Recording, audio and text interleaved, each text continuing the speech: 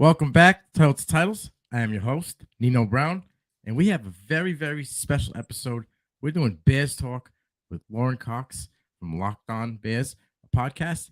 How are we doing tonight, Lorin? Hey, I'm doing well. Appreciate you having me back on. Oh, it's a pleasure to have you back on. I mean, I think I'm kind of seizing the moment here with everything that's going on, the buzz that around the Bears and Justin Fields. So, I mean, we might as well just get right into it, right? Since we're talking about Fields.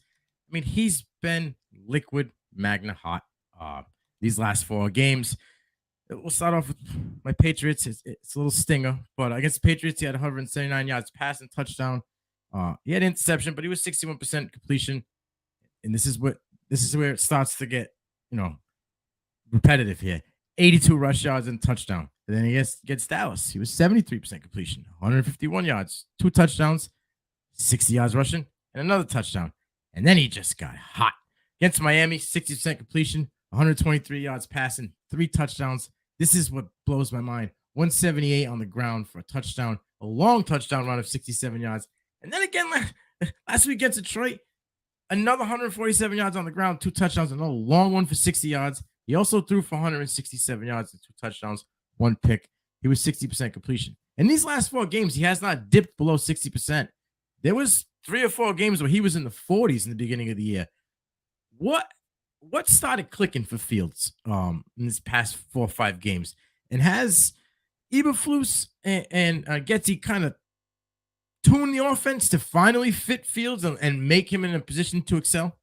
Yeah, I think it's a combination of the offense tailoring a little bit more to Fields. Early on, new coaching staff trying to figure out with new receivers and a new offensive line as well, like what's going to be the best fit exactly for him. So they try some different things, take some things out that weren't working as well, maybe emphasize some things that were working well and do more of those things. And I think you combine that with Fields just getting more comfortable, again, with those receivers, with the offensive line, with this coaching staff. And, you hear a lot about the idea of like the game slowing down for him. Like it just seems like he's seeing the field more easily. He's being more decisive in terms of not only as a runner, but also as a thrower, being able to get through his progressions and really have confidence in stepping up and firing in some passes. And I think when you start to have the rushing success that he has, it gives you a little more confidence in the passing game too. And you've seen defenses have to even play his running ability a bit more, and that can open things up in the passing game even more when he's out of the pocket and teams are trying to stop him from running. He can then pull up and throw over the top, which I think is something he wasn't doing enough of early in the season. Yes, I agree with that point 100%. I mean, I kind of giving these criticism. I see a lot of criticism on Twitter about the pass to commit that wide open, but he rolled out to the left and threw across field. It was like a 25, 35 yard pass to commit, and it was right in his hands. He was open, but it was where it needed to be. And like I said, he rolled to the opposite side to throw the ball. So there's nothing wrong with that. I think he's playing very well. It's just finally, after a year, they decided that, okay, now let's do things here to kind of get this young gentleman in the right direction. What do you see for Fields going forward in the next few games here? Yeah, it works out well on the Bears' schedule, at least for the next few games. They're still not playing teams with great defenses. I mean, there's a few in there for sure, but like Atlanta this week is probably going to be another team where he can do some real damage. They play the Packers in there, and their defense has been struggling a little bit as well, and they still get the Lions again in that schedule. So there's going to be more games where Fields puts up some pretty big numbers, but I also think he's still a young quarterback who's still developing and still makes mistakes. We saw a pick 6 against the Lions that was just sort of ill-advised decision, and I think it's realistic to expect he may have a bad game or 2 still left in him in this season, and that's just part of the young quarterback process. I mean, they play the Jets, who are good defense, the Eagles and the Bills, of course, at the top of their respective conferences, and the Vikings in Week 18, who may have clinched the division by then, and maybe that's not as tough of a game, but like there's some real dogs on this schedule, and the Bears have been 0-3 the last 3 games. As much as there's this hype about them, for sure, it's the most hype about an 0-3 team I've ever seen in my life, and so they're not necessarily winning these games, but it's been Fields who's been able to have these Herculean efforts in spite of that. And for Bears fans that are both rooting for Justin Fields and a higher draft pick, it's been a pretty ideal situation for them. Right. He's been doing great, like you said, the last couple of weeks, but they've come up with L's, which isn't really a favorable thing. Now, I wasn't a Fields guy. I'm still not 100% sold on him. Bought in. He is doing great things on the field. I want to see more of the arm. I want to see over 200 yards passing, maybe 250. Give me something in that. as an NFL quarterback, I see, and I know he's a mobile guy, you know what I mean, and I get that, but I want to see, around 250, a couple, at least a touchdown pass, and he's been doing the touchdown passes, and he had 3 in one of those games, which I love, but I need to see a little more. Do you see the development coming along? By the end of the season, a little bit more, or do you think it'll be another off season before we start to see a full package from Fields?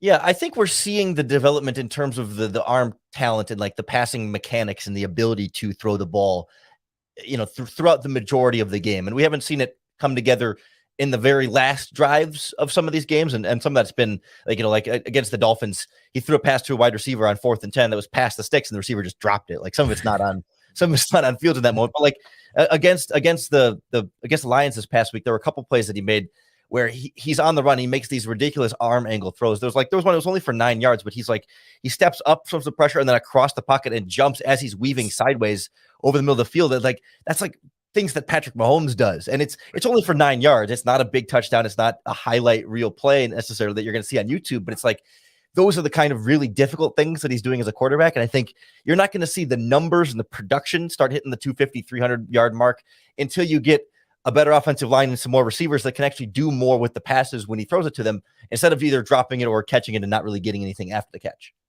Well, I'm just going to roll with it because we're talking the receivers and it's pretty much the next step here. What is next for this wide receiver room? I mean, you guys brought in Claypool, and he has 35 receptions for 332 yards and a touchdown. That's mostly from Pittsburgh. He only had 2 targets in his debut. And I did hear that they're going to target him more going forward. Mooney's a guy. I mean, obviously, he's the dude for the Bears. But then, unfortunately, it's kind of a laundry list of guys. Jags, just another guy, I think. You got St. Brown, who's played most of the games. He's only got 11 receptions for 164 yards. He's got a touchdown. One of my fellow Patriots is on your team, Harry, who just came back from injury. He's got 4 receptions, 44 yards, a touchdown. He's only played 3 games. He's making 1.8 million this year. Do they extend Harry or just, here's the door and keep walking? A guy I had high hopes for was Byron Pringle. He's been injured. He only played, I think 3 or 4 games so far. He's getting 1.9 million. He's an unrestricted free agent next year. Does he get the bye-bye? I mean, he's only got, like I said, 45 yards, 3 receptions. What is the deal here in the room? What's next for them? Is it go draft a first-round wide receiver? Is it maybe target a guy who trade? What do you think, Lorin? Yeah, I think there's a key theme with 3 of the guys you said there. Between Pringle, Harry, and Chase Claypool, none of them have played more than 4 games this season. And so they haven't really had that full time to show you, like you talk about both Pringle and Harry are going to be free agents this offseason. Did the Bears re-sign them or not? I don't think at this point they know, because they just haven't seen them. They've only played a few games this season, and even the games they have played have still been sort of like getting up to speed and getting on the same page with Fields. Like we saw Pringle this last week. There were a couple throws where it's like Fields overthrew him on a curl route that I think maybe he thought Pringle was supposed to be deeper, or there was some kind of miscommunication there that just tends to happen when it's like your first or second game really consistently playing with this player out there. And Claypool is still only playing about 20 snaps a game. So they haven't really he's been with the team for 14 days or whatever it's been now. So he hasn't been there long enough to have the full capacity role in this offense. So I think there's still more to come from this wide receivers group, even the rest of this season, as more of those guys grow into bigger and bigger roles. And you sort of get an addition by subtraction there as well. If you end up playing guys like Dante Pettis and Equanimeous St. Brown a little less and replace them with guys that clearly have more talent in Claypool and stuff, that once they're up to speed, in theory, those should represent upgrades. I don't think the Bears are locked into saying we're for sure going to give Claypool an extension, but I think that'll be largely determined by what happens over these next, 7-8 games left, or say 7 games, 8 weeks left on the schedule. They'll really go a long way towards determining what his future is going to look like in Chicago. We did hear the general manager, Ryan Poles, say he didn't fully admit it, but kind of acknowledged and talked around it a little bit, that part of the reason they traded for Chase Claypool is because they looked at the free agent wide receiver market this upcoming offseason and said, meh. Like there's some guys, there's a lot of like number 3s and maybe a couple of number 2s, but there's not a number 1 bona fide go out and get him and he's going to change our offense style of wide receiver. So they said, screw it. Let's go get Chase Claypool. He's built like that. He has that potential, has flashed that before. Let's see if we can maybe get that out of him for a 2nd round pick And, maybe worst case scenario, you don't extend him and you get a compensatory pick back for him later on. And you don't have as much. And they added the extra second round pick from trading away Robert Quinn and Roquan Smith in that process as well. So I think that's a pretty strong signal that they're not going to be big spenders in free agency at wide receiver specifically, but certainly in the NFL draft, I wouldn't put anything past them no matter where they're picking. Okay. I agree. I think they're going to, I worry that they're going to be like my Patriots and it's been hard to draft a wide receiver in the first round for my Patriots. Yeah. One of the Bears. Yeah, I know. Now, so my concern with getting a receiver mid-year, you look at like OBJ with the Rams. It pretty much took to like the last 2 games of the season before they started clicking. Granted, playoff Super Bowl they were on. Now getting an extension, if you're just getting in the groove with a team and you don't really get to shine, and is a small sample size. Will it hurt him? Do you feel? I feel they traded for him for a reason. Yeah, I mean, I think the point was like to get that advanced look at him now, as opposed to trading for him in the offseason and then only having next year. I mean, I don't think they feel the immediate pressure to say like have to get a Claypool extension decision this offseason. That they can go into next year and have him play out the last year of his deal and really earn it. I certainly if he starts really lighting it up over these last 7 games and really looks like a number 1 receiver, maybe they would want to cash him in early and lock him down as opposed to letting him have another big year and ask for an even bigger contract. But at this rate, it doesn't seem like that's likely to be the case in this Bears offense right now. And maybe it benefits him in the long run if they keep Claypool's production down for now and to not have to end up paying him more in the future. I like that one. That's smart point. I like it. All right. So we're going to keep with the offense. And there's one more elephant in the room. And that's obviously David Montgomery or Khalil Herbert. Now, today there was, unfortunate news that Herbert will be out 4 weeks with a hip injury, hip pointer. I'm not really sure exactly what it is. I know it's a hip injury. So it's going to get a little hairy here. Obviously, Monty's the lead back, but he's only averaging 3.8 yards per carry. He's got 434 yards on 115 attempts, 2 touchdowns, 15 catches for 150 yards over 9 games. But you compare that to Herbert, right? And this is going to be 2 seasons in a row. Herbert filled in in a 4-game span last year and just kind of blew Monty out of the box. He has 108 carries, so that's less, for 643 yards, way more, 6 yards per carry. And he's doubled them in touchdowns. And he has a touchdown receiving, 62 yards. It's only making a 1.08 million next year. I mean, in 2 years, he's under $1 million for this year and the year after. He's the guy, right? There's no, even with the injury news and everything, even if Monty balls out for the rest of the year, they extend him? Or what are your thoughts here, Lorin? Yeah, that's the thing, right? It's like Dave Montgomery's kind of one of the emotional leaders of the offense and a guy that really kind of sets the physical tone that the team looks for. But Matt Eberflus has been pretty transparent about saying, yeah, we're kind of going with the hot hand here. And they've never come out and say Khalil Herbert is better. But you look 2 of the last 3 weeks, Herbert has more carries than David Montgomery over that span. And of course, as you said, like he's been universally more productive in pretty much every metric that you can, for at least in the running game. The passing game, neither one has been doing a whole lot. One of the big differences in this Bears offense is the Bears definitely trust Montgomery more as a pass blocker. So in a lot of, key 3rd down situations, anytime there's a back in the backfield, it's usually going to be Montgomery over Herbert in that kind of situation. But then when it comes to free agency this offseason, David Montgomery now in the last year of his contract, it certainly doesn't look like a team that's going to want to pay David Montgomery big running back money when Herbert is the clearly more productive running back. And they just drafted Treston Ebner this year in the 6th round. Not that he can perfectly replace Montgomery in that 1-2 punch, but running backs are a little bit more replaceable right now. But at the same time, you look at the free agent running back group and there's a lot of really talented guys out there. Saquon Barkley, Kareem Hunt, Rashard Penny, Jamal Williams, Josh Jacobs, Tony Pollard, Miles Sanders. Like if you start ranking, like where does David Montgomery rank among those free agent running backs? Are all the big spenders going to be gone? Big money's going to Barkley, big money's going to Pollard, and then who's left? David Montgomery and some other guys. If his price tag is now much, much lower, I think the Bears would definitely bring him back at the right price, but they're not going to pay him, the kind of like $8+ million that you see. Like $7 million is kind of that tier that like James Conner, Leonard Fournette, right, and those guys are in that like lower tier of paid running backs is probably what Montgomery's going to be looking for. I don't think the Bears will pay that, but if the market dries up and David comes back for $3 million a year, I could see them pulling the trigger on that. Now, not even just the money. Would he be okay with not being the lead back?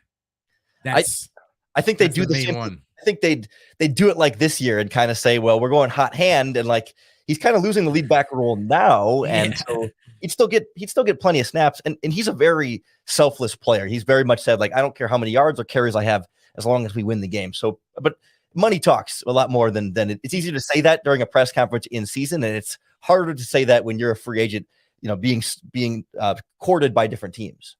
100%. I agree with you 100%. Now, like I said, but the news came. I looked on depth charts. It's Monty, Ebner, and your fullback. Forget his name there. Game. Yes. Do you see them going out and maybe signing a practice squad guy? I seen that Kansas City just activated Jerry on Ely. Stealing a guy from another team. Or you think they're just going to run Ebner and he's going to get an increase in play? I think no matter what, Ebner will get the bump up. That if they add somebody else, they're probably not going to see them on offense very much, and it would just be some added depth. They do have a guy they like on their own practice squad, Darrington Evans, who was a Titans running back last year. He was Derrick Henry's backup. He didn't make the 53, but has been kind of hanging around on the practice squad as a veteran guy that I think they like. So you could see them call him up, but they've also put at times they could put a guy like Velus Jones in the backfield. They've done some different things with moving wide receivers around, and a lot of teams have been dabbling in that more and more this season. It wouldn't surprise me if they went with the two primary running backs and then Darnell Mooney. I mean, any of their wide receivers in the backfield. They would Chase Claypool, give the ball to a 6'4", 240-pound guy who can run fast. And plus, Justin Fields is already your leading rusher. So right. You could just run the ball more with him too. So I think they really like the flexibility that they do have there. And if anything, a third running back comes on maybe for some special teams depth as well. Okay. All right. You mentioned, receivers and the tight end. Has Clement, I'm throwing a curveball at you because I didn't have this lined up, but has Clement lived up to your standard or quote unquote the hype that he was supposed to have this year? I heard he was supposed to be a top 10 tight end. That was the buzz I was hearing. The new young, face and tight end. What are your thoughts on Clement this year? So he's finally getting the touchdowns, and that's the big difference so far, because overall, he's not been the world's most productive tight ends. I pull up the tight end numbers as I talk here. In terms of receiving yards this season, I'm seeing Cole Kmet.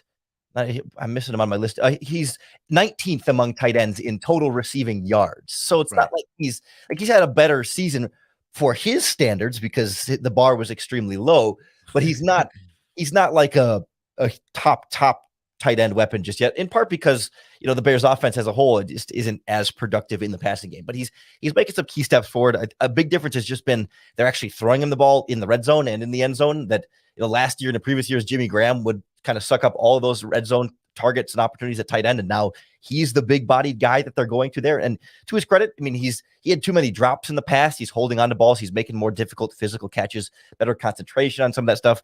And where I think he's really thriving is in this offensive system. He's asked to run block so much and is blocking very well.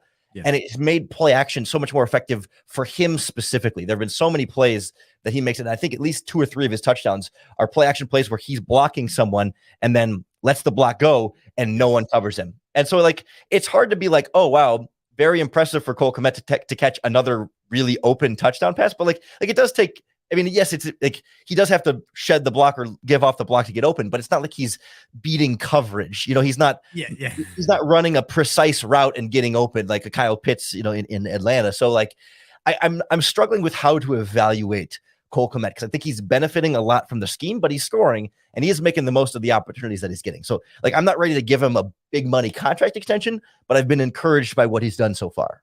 Yeah, I would say, you got to crawl before you can walk. So he's in the crawling stages, I feel, but he is doing well. And to your point where you said where he blocks and he slides off, he's very efficient and he's sleek when he does. He'll be into the block and he just smoothly slides off. And I can remember a couple plays that weren't just for the touchdown, just plays that extended to first downs where Fields sees them and it's just boom, okay, go fluid motion, first down. You need more, like you said. And by comparison, he's actually averaging fewer yards per game this year than last year. So he's on pace to not have as many receiving yards, and I don't think not as many catches either. And some of that I think is, again, the offense is just not passing as much and having as much passing production. So it's not the perfect way to measure Cole Kmet's improvement, but the numbers are not going to wow you other than the touchdown column this year. Right. I mean, of late he's been hot, so maybe we can keep that going. I think that kind of coincides with Fields being hot and mobile. So he's drawing, single coverage, and he can Mhm. beat. I think he can beat most linebackers in the game.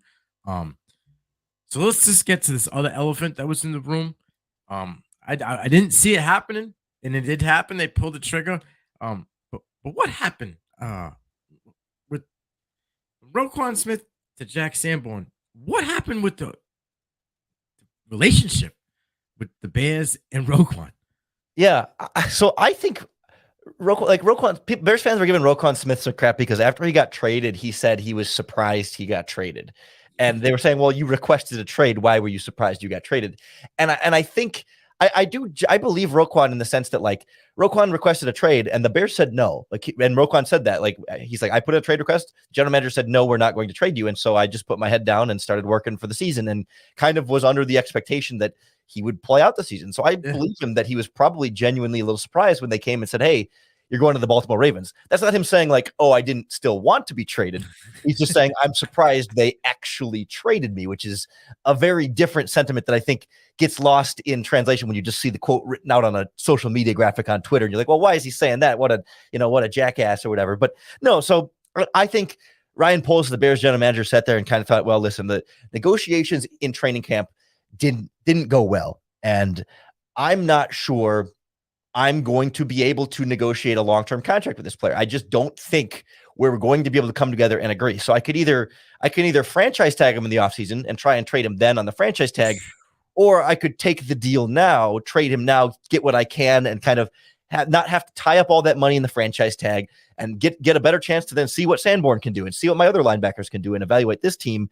Well, also realizing that, I can absorb the loss of talent. That yes, the defense has been terrible ever since they traded Roquan Smith. It's been absolutely terrible, but this is the time that they can be terrible. You can afford to take that drop off here. And to their credit, I mean, Jack Sanborn has come in and played really, really well. Not Roquan Smith well, but really, really well for an undrafted rookie free agent.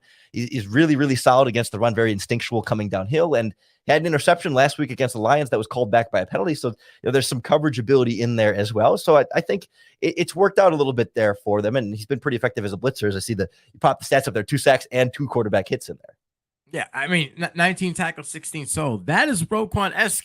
Yeah, I mean, it's small sample size. Okay, like you said, it's 2 games where he's really balled out.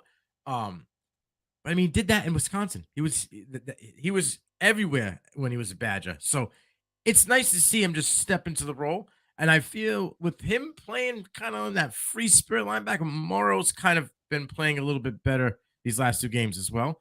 Now do you see it being Morrow, Sanborn, Brisker, and maybe my guy Gibson for the future in that rebuild of the defense, or is it just Brisker and Sanborn at this moment?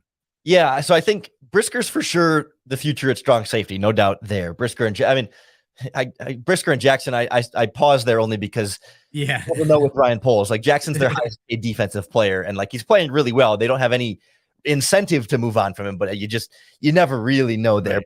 But presumably Jackson and Brisker are your long-term at safety. Morrow will be a free agent this offseason. He was another one of these 1-year deal guys.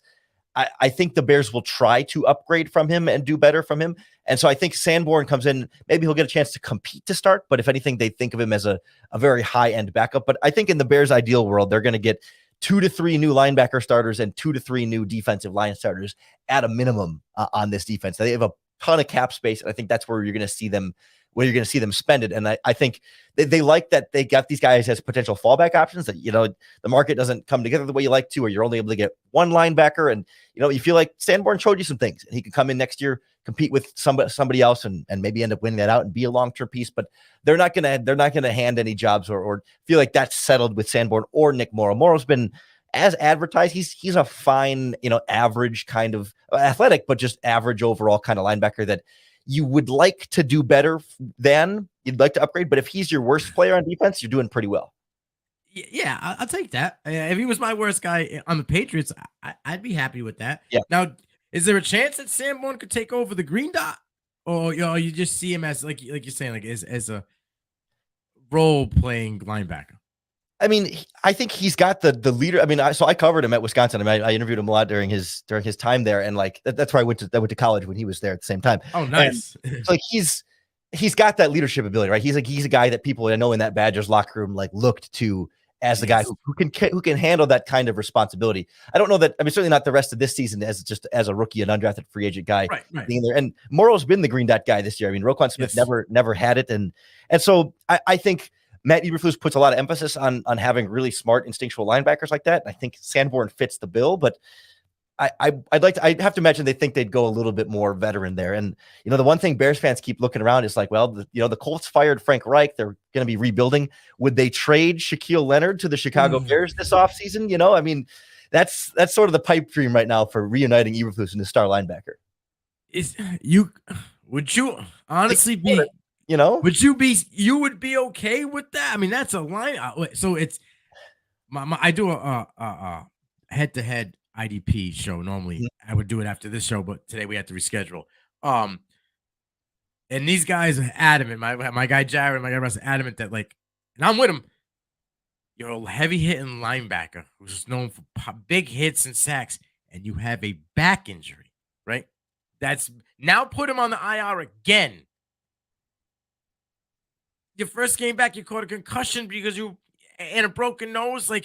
Are you playing more not like yourself? And his numbers in the games he played weren't. Shaq Leonard, I was gonna call him Darius, but Shaq Leonard. Yeah. You would be okay with that, taking the risk on that, because they're not just gonna hand you. That's I'm not giving up that top 5 draft pick certainly, and I'm not. The Bears have that's the thing. The Bears have so many needs. It's I can't give up their other second round. I don't feel like I want to linebackers important, but I don't know if it's that important to give up that second round pick for that player with the risks that you're talking about. But man, you can find the ways to make the excuses of well, the Colts defense isn't as good and it's not his coach anymore. And it's not quite the same system in that way. And that he would be so much more comfortable in the Bears and he could be that leader and really kind of dial in. And the Bears just need talented players, guys who are just really, really good. And it's a lot harder to draft a Shaquille Leonard now than to just go out and trade one that's guaranteed to be Shaquille Leonard. Kind of the reverse of what you'd argue with Roquan Smith. It's you keep Roquan because you're not just going to go draft a Roquan Smith. So you just need talented players. But if Shaquille Leonard could be that, I mean, the medicals definitely scare me. And I think the trade price tag is ultimately too high for the Bears, but they can at least afford that salary price tag, which I don't know how many teams can. Maybe guys could knock on the door of the Rams. I mean, they're going to probably blow it up, right? If they stink this year, but Bobby Wagner, take him on. He's a leader. I could see a guy. You said you were covered him college. You were a college guy, so I'm going to throw a guy out there. You might not. I could see a guy like Andre Carter from Army in Chicago as being on the side of Sanborn. That would be. I think it would be a good comment, a good fit for the Bears in the linebacker position. I feel like he's a slept on dog at linebacker. He doesn't get as much talk because he's not at a big school. But yeah, I mean, that's kind of like Sanborn. I mean, a true dog at linebacker that flies under the radar and goes undrafted. And you see his college teammate Leo Chenal having a really strong season as well with Kansas City, I think. And yeah. Is it Denver or Kansas City? You might remember better than I can. It's okay. Yeah. But regardless, they've been able to. Yeah, it's the Chiefs. I just googled it. Yeah. They produce some linebackers there. They come from a good system that Jim Leonard, Rex Ryan tree. That they make some ferocious animals at linebacker that just love to find the football. And I think the Bears would love to have more of that type. But I think you're right about Carter that it's a similar style of linebacker for sure. Yeah. So we're right up again at 30 minutes. I told you to be about a half-hour show. Is the coaching staff seat hot at all? Maybe Eberflus or Getsy. Is any one of them fear that they may not return next year, or you think that they're okay? I think everyone's been very assured that they've got 2 to 3 years here. That they know general manager traded away star linebacker and star pass rusher, and that they signed a bunch of young guys and turned over a bunch of the roster. They're fairly confident in building the foundation right now and tearing down a bit more and trying to just get the culture established, and that it's going to be a longer term turnaround. I think one of the concerns for Bears fans is that if Luke Getsy keeps having the success with Justin Fields, maybe not this year, but if next year is another strong season with some good wide receivers and the offense takes the next step, does he start getting head coaching calls? And then Matt Eberflus is more of a defensive style coach. So who do you replace him with? And is the next offensive court? I mean, that's if the Bears are in that position, holy moly, is that a great? Okay, yeah, that's a good problem to have if your offensive coordinator is so good that you lose him. So we try not to get too ahead of ourselves, but it's in the back of your mind that Fields is having this kind of production, at least as a runner and a passer, without having a supporting cast, that the offensive coordinator deserves a lot of credit for finding it and making it work. And, maybe teams start calling it at some point, but that's a long way down the line. So you got a handful of picks in the first 2-3 rounds, right? I'm pretty sure now. Yeah, first, second, and third, but they don't have their own first. They don't have their own second because that went to that went to the Steelers for Claypool, but they got the Ravens second back, so they'll be picking later in the second round, but top of the first and top of the third. Okay, so do you? I got to think that they're not going wide receiver in the first round. What are your thoughts? Yeah, I mean, I really think they're in a position right now where they can go as close to best player available as possible, other than quarterback. And even, if Bryce Young or CJ Stroud is sitting there and another team wants to trade up and they can get another second or third round pick, I think they'd be happy to just reload at as many positions as possible. If there's just a great dynamic wide receiver, I think they'll say, we can never have too many good wide receivers. Go get them. If there's a great pass rusher, they can never have too many good pass rushers, no matter who they sign in free agency. Like, I don't think they're going to draft a safety there, and probably not a cornerback, but a blue chip offensive tackle, a big name wide receiver, a big time pass rusher, even like a good interior defensive lineman that can get after the quarterback. I mean, I think they could go a lot of different directions at that top spot, and I don't think they're going to rule out too many different positions. And I don't think they're married to any one spot either. It's just, give us the best player because we just need more talent regardless of position. So if it comes down to, say, at your pick in the first round, and for some reason, say Peter Skoransky, I always mess his name up, from Northwestern, right, is available, or Quentin Johnson out of TCU, who would you rather have? I find myself leaning a little bit more toward a guy like Johnson, when he's got that sort of like 6'4" frame, that big size, that you just feel like, this is the number one receiver that you pair Justin Fields with, and you don't have to worry about it. And, you really need to have such a variety of receivers. And even if Claypool can be that style of guy, like, just give me more size and speed combination. If you have Claypool and Johnson and Mooney, like, then you're really, really set there, and you could feel like, okay, we're good to go. And this is going to be what the offense looks like for the next 5 years. Right. I like that. I mean, I know the lineman and Peter is a dog, and he would improve the line for the Bears, hugely. But I think someone like Johnson would just, it's what you guys need. It's what my Patriots need as well. But it's what you guys need, I feel, to be able to open up the field more for Fields and actually get this offense rolling in the right direction. And I just feel like, you can still find good offensive linemen in the second round. And yeah, right, you can still find good wide receivers. But I think the difference between, that top offensive tackle versus the second round offensive tackle is a little bit closer in talent than that true difference maker wide receiver. Then, you're seeing this year, like Christian Watson is getting going just now. And George Pickens has had some moments, but they're not like, these blue chip, top end dominating wide receivers that we've seen, other younger guys have bigger rookie seasons than these second round guys that are very good, but they're not, blue chip number one, like dominating good. Yeah, I agree with you. 100% there. I was going to say, like, if a guy like, say you didn't get the wide receiver, Johnson was going off the board, you're in the second round, and someone like, who I think is going to fall, like a Keyshawn Butte was there, or you had like that gentleman coming out of Iowa, Jack, I can't think of his name right now. His name's Jack something. I forget. He's a linebacker from Iowa. He's his top linebacker. Who would you rather? Would you rather go with a linebacker there? Or would you rather go with like a Butte or say Rashee Rice out of SMU?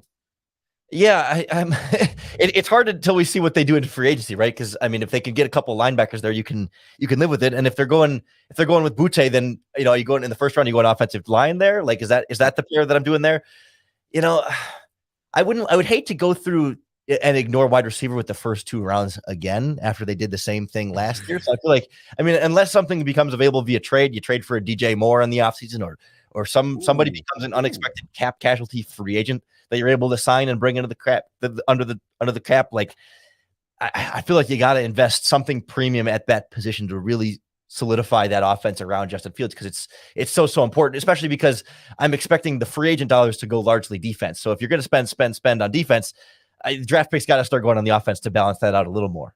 Oh, I agree. All right. I'm going to be, I got this on my board over here. Shaq Leonard is the target for the Chicago Bears at linebacker. I would love to see it happen. I just think it's a big risk. Yes, I agree. That's my only concern. If he can come back, they shut him down. So you're looking at the rest of this season, off season, get healthy. it's possible. And that is a dude that just comes in, takes over just like Roquan. And now you're set for the next 3 to 5, at least. He's got 4,000 snaps under his belt. That's a lot of wear and tear, like you said, for a guy that is physical like that. But boy, you can see how exciting it would be if it does work, man. Yeah, if you got him and then you drafted a guy like Carter who could probably fall late, maybe a 3rd round linebacker, late 2nd round guy, and you got a couple seconds. So you sign Leonard and you get a young kid to come in and learn under him. Hey, maybe it works out. That wouldn't be, a bad way to get the ball rolling.